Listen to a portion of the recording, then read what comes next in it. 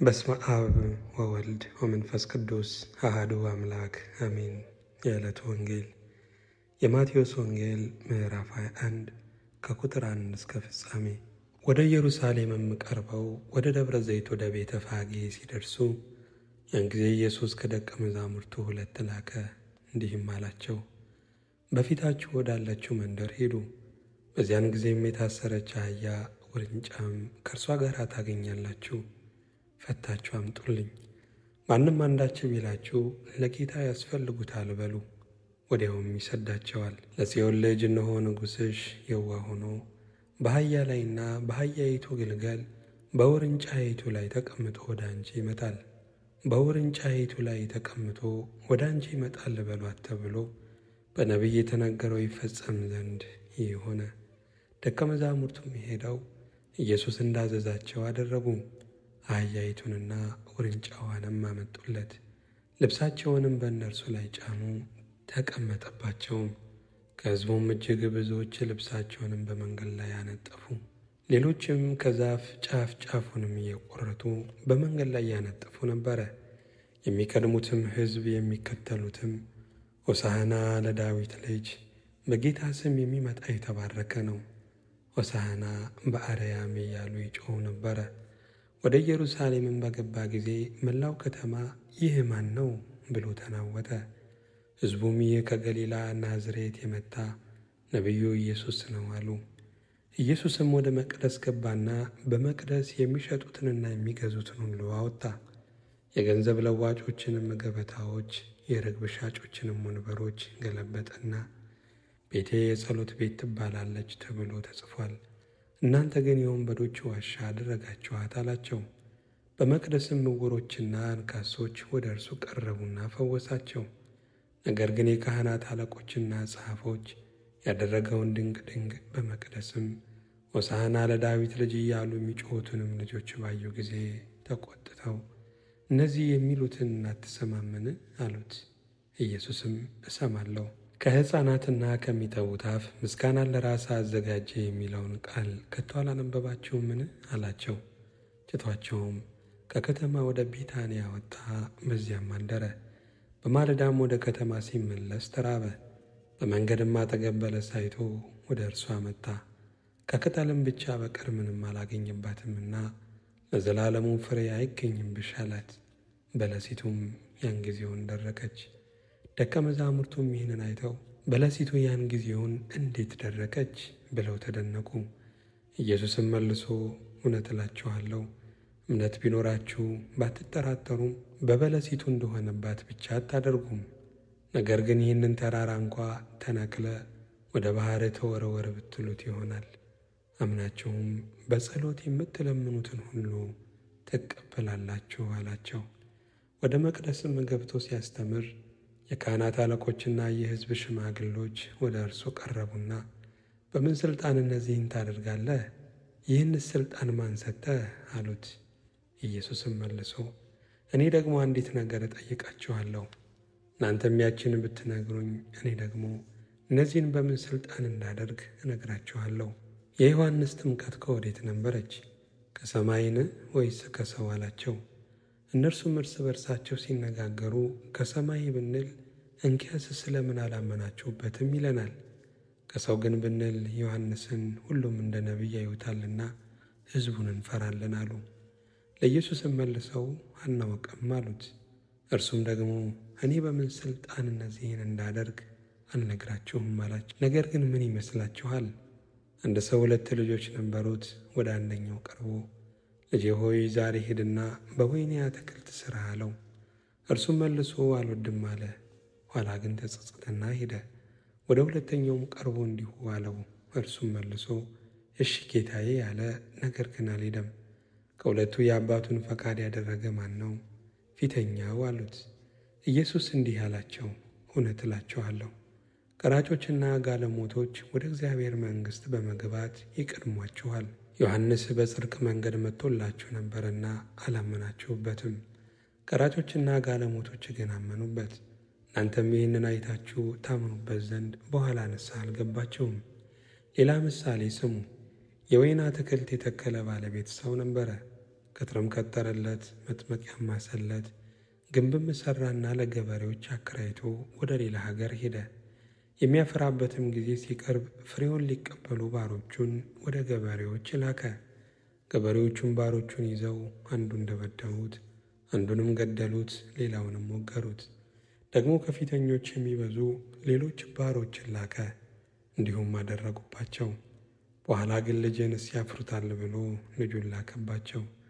ገበሬዎቹ ግን ልጁን ባዩ ጊዜ እርስ በርሳቸው ወራሹ ይህ ነው፣ ኑ እንግደለውና ርስቱን እናግኝ ተባባሉ።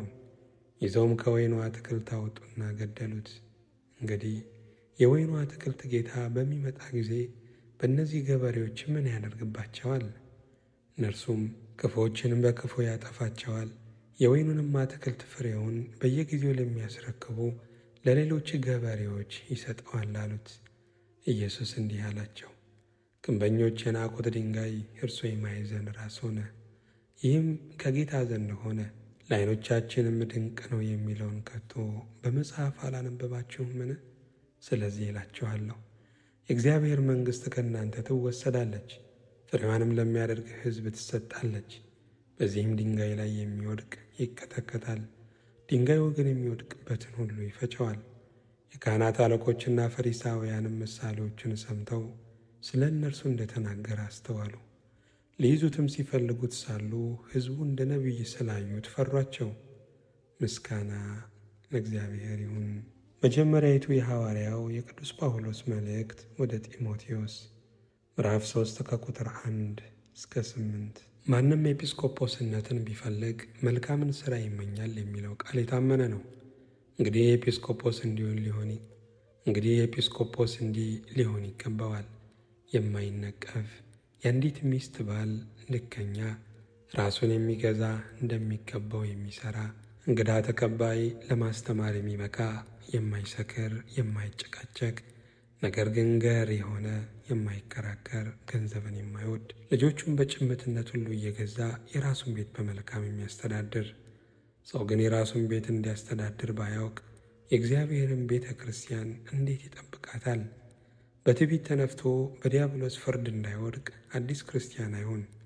በዲያብሎስ ነቀፋና ወጥመድም እንዳይወድቅ በውጭ ካሉት ሰዎች ደግሞ መልካም ምስክር ሊኖረው ይገባል። ምስጋና ለእግዚአብሔር ይሁን።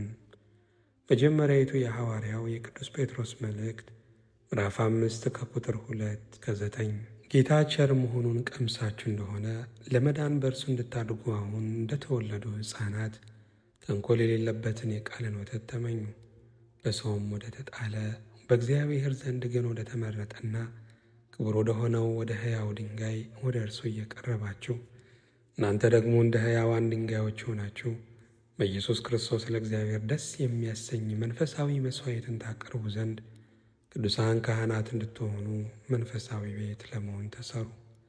በመጽሐፍ እነሆ የተመረጠና የከበረን የማዕዘን ራስ ድንጋይ በጽዮን አኖራለሁ፣ በእርሱም የሚያምን አያፍርም ተብሎ ተጽፏልና። እንግዲህ ክብሩ ለእናንተ ለምታምኑት ነው። ለማያምኑ ግን አናጢዎች የጣሉት ድንጋይ እርሱ የማዕዘን ራስ፣ የእንቅፋትም ድንጋይ፣ የማሰናከያም ዓለት ሆነ። የማያምኑ ስለሆኑ በቃሉ ይሰናከሉበታልና ለዚህ ደግሞ የተመደቡ ናቸው። እናንተ ግን ከጨለማ ወደሚደነቅ ብርሃኑ የጠራቸውን የእርሱም በጎነት እንድትናገሩ የተመረጠ ትውልድ፣ የንጉሥ ካህናት፣ ቅዱስ ሕዝብ፣ ለርስቱ የተለየ ወገን ናቸው። ምስጋና ለእግዚአብሔር ይሁን። የሐዋርያት ሥራ ምዕራፍ 6 ከቁጥር 8 እስከ ፍጻሜ። እስጢፋኖስም ጸጋንና ኃይልን ተመልቶ በሕዝቡ መካከል ድንቅንና ታላቅ ምልክትን ያደርግ ነበረ። የነፃ ወጪዎች ከተባለችው ምኵራብም ከቀሬናና ከእስክንድርያም ሰዎች ከኪልቅያና ከእስያም ከነበሩት አንዳንዶቹ ተነስተው እስጢፋኖስን ይከራከሩት ነበር። ይናገርበት የነበረውንም ጥበብና መንፈስ ይቃወሙ ዘንድ አልቻሉም። በዚያ ጊዜ በሙሴ ላይ በእግዚአብሔርም ላይ የስድብን ነገር ሲናገር ሰምተነዋል የሚሉ ሰዎችን አስነሱ። ሕዝቡንና ሽማግሌዎችንም ጻፎችንም አናደዱ። ቀርቦም ያዙት፣ ወደ ሸንጎም አመጡትና ይህ ሰው በዚህ በተቀደሰው ስፍራ በሕግም ላይ የስድብን ነገር ለመናገር አይተውም። ይህ የናዝሬቱ ኢየሱስ ይህንን ስፍራ ያፈርሰዋል፣ ሙሴ የሚያስተላለፈልንን ሥርዓት ይለውጣል ሲል ሰምተነዋልና የሚሉ የሐሰት ምስክሮችን አቆሙ። በሸንጎም የተቀመጡት ሁሉ ትኩር ብለው ሲመለከቱት እንደ መልአክ ፊት ሆኖ ፊቱን አዩት። ምስጋና ለእግዚአብሔር ይሁን። የማቴዎስ ወንጌል ምዕራፍ 6 ከቁጥር 19 እስከ ፍጻሜ። ብልና ዝገት በሚያጠፉት ሌቦችም ቆፍረው በሚሰርቁት ዘንድ ለእናንተ በምድር ላይ መዝገብ አትሰብስቡ። ነገር ግን ብልም ዝገትም በማያጠፉት ሌቦችም ቆፍረው በማይሰርቁት ዘንድ ለእናንተ በሰማይ መዝገብ ሰብስቡ። መዝገብ ባለበት ልብህ ደግሞ በዚያ ይሆናልና። የሰውነት መብራት ዓይን ናት። ዓይንህ እንግዲህ ጤናማ ብትሆን ሰውነትህ ሁሉ ብሩህ ይሆናል። ዓይንህ ግን ታማሚ ብትሆን ሰውነትህ ሁሉ የጨለመ ይሆናል።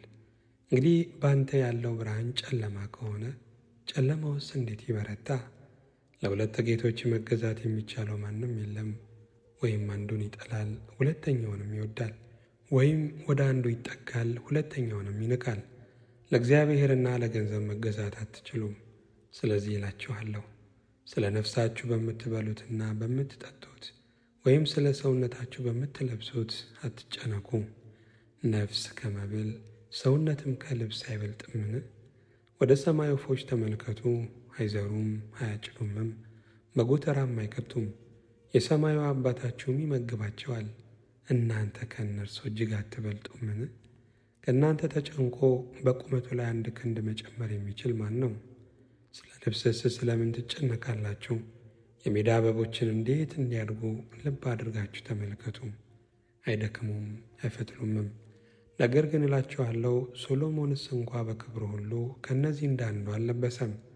እግዚአብሔር ግን ዛሬ ያለውን ነገም ወደ እቶን የሚጣለውን የሜዳን ሣር እንዲህ የሚያለብሰው ከሆነ እናንተ እምነት የጎደላችሁ እናንተንማ ይልቁኑ እንዴት! እንግዲህ ምን እንበላለን፣ ምንስ እንጠጣለን፣ ምንስ እንለብሳለን ብላችሁ አትጨነቁ። ይህንስ ሁሉ አሕዛብ ይፈልጋሉ። ይህ ሁሉ እንዲያስፈልጋችሁ የሰማዩ አባታችሁ ያውቃልና።